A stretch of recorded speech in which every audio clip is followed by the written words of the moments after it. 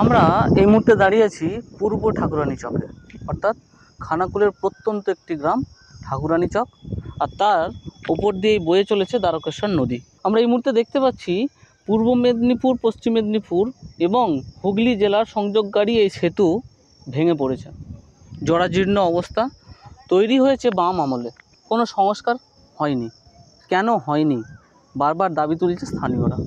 ওই পারে যেতে পারছে না, আর ওই পারের লোক এই পারে যে বাজার আছে বাজারে আসতে পারছে না।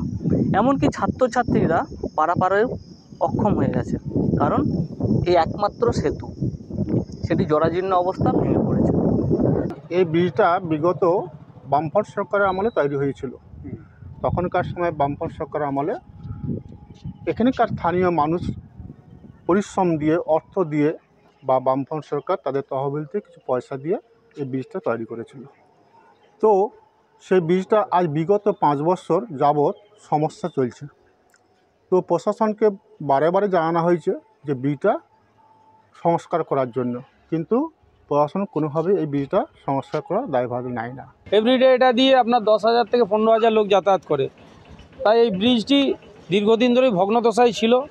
আমরা একাধিকবার চিঠি করার পরেও কিন্তু কোনোরকম কোনো কিছু সুরাহা পাইনি। আমরা এটাই দাবি করব ঠাকুরানী চক গ্রাম। এর আগেও ধিক্কার জানিয়েছি, আজকেও আমরা ধিক্কার জানাচ্ছি। মানুষজন যাবে কীভাবে, পারাপার হবে কীভাবে? এমনি বন্যা কবলিত এলাকা, ওই এলাকায় এমন পরিস্থিতি আছে, বাঁশের সাঁকো করে ওখানে রাখা যাচ্ছে না।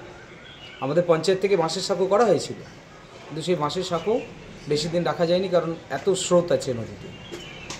তাহলে অবিলম্বে এই সরকারের উচিত কংক্রিটের ব্রিজের ব্যবস্থা করা। এখন দেখার কতদিনে এই সংস্কার হয়। আমার শহর খানাকুল থেকে দীপাঞ্জন রায়, কলকাতা টিভি।